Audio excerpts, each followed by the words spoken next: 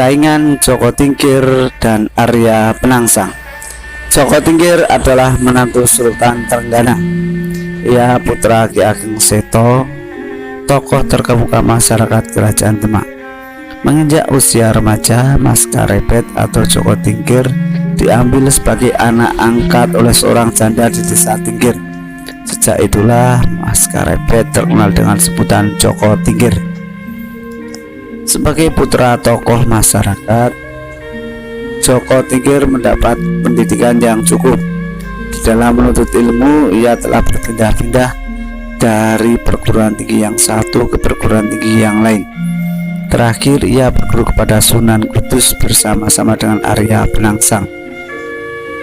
Berbagai ilmu telah dikuasainya, baik ilmu politik pemerintahan, hukum kemasyarakatan, maupun ilmu bela diri dan kesaktian.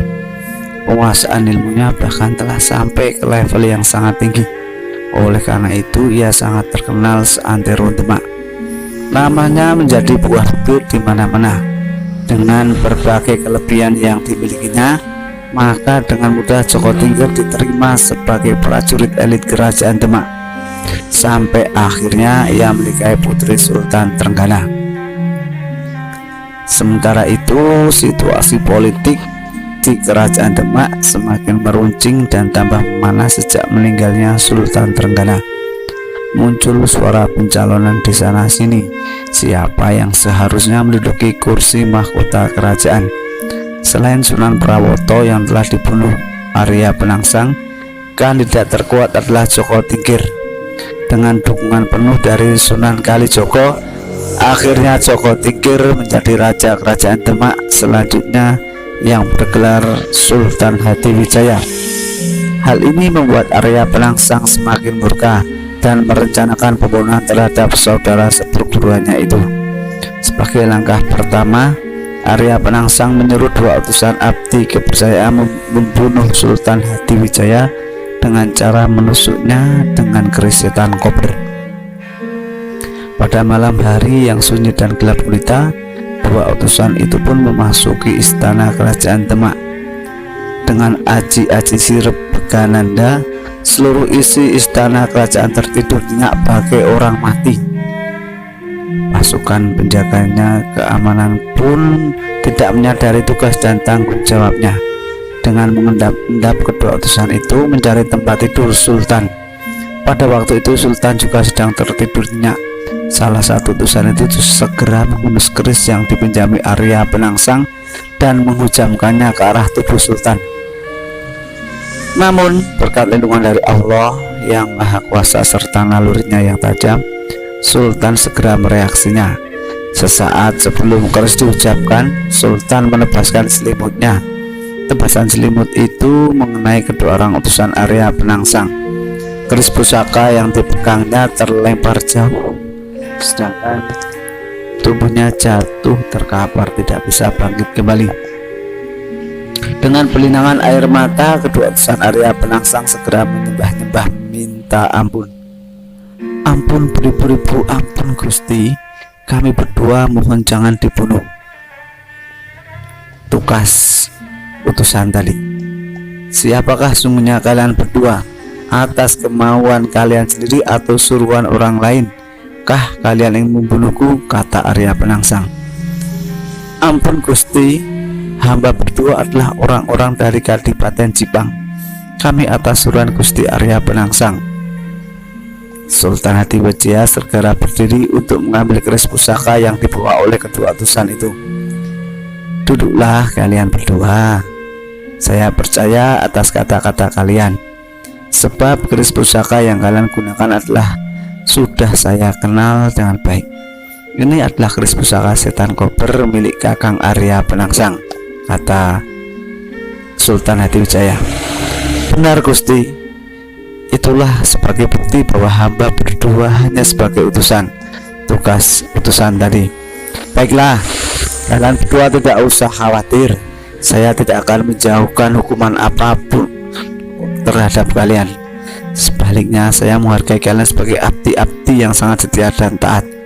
Kesalahan kalian berdua saya maafkan. Selanjutnya, sebagai penghargaan atas kesetiaan kalian, saya akan memberi ganjaran kepada kalian berdua.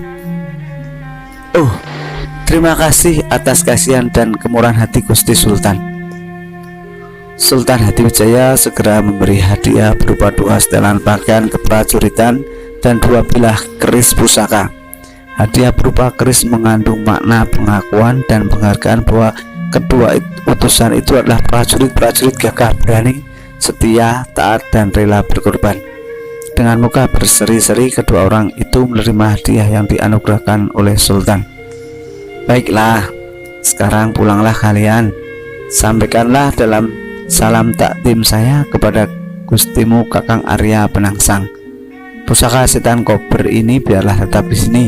Nanti saya sendiri yang akan mengembalikannya kepada Kakang Arya Penangsang. Sampainya di Kadipaten Jipang, kedua utusan itu segera menghadap Arya Penangsang. Mereka segera melaporkan tentang kegagalan tugasnya. Betapa marah Arya Penangsang ketika 2 orang itu mengatakan bahwa atas kemurahan hati Sultan Hatiwijaya, mereka berdua dimaafkan dan diberi anugerah berupa seragam keprajuritan dan keris pusaka.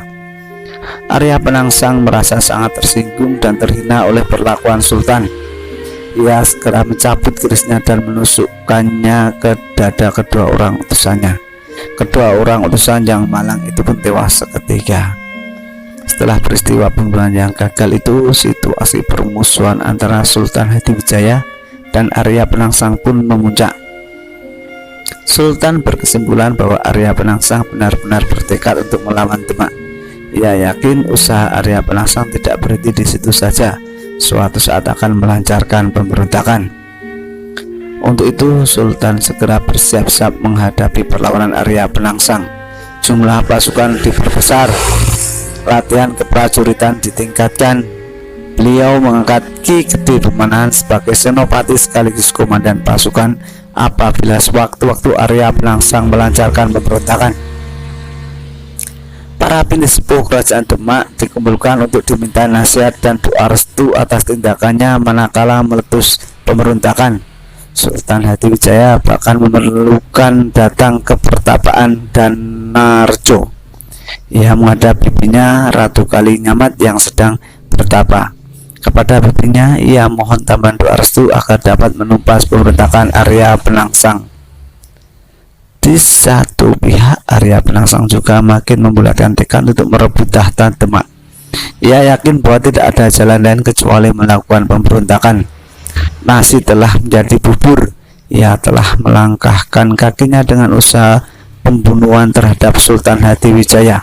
Sekarang tiba saatnya untuk melancarkan pemberontakan. Arya Penangsang juga sowan kepada Sunan Kudus untuk meminta dukungan dan nasihatnya. Dalam situasi yang sangat genting ini, Sunan Kudus mencoba mencari penyelesaian lewat jalan damai.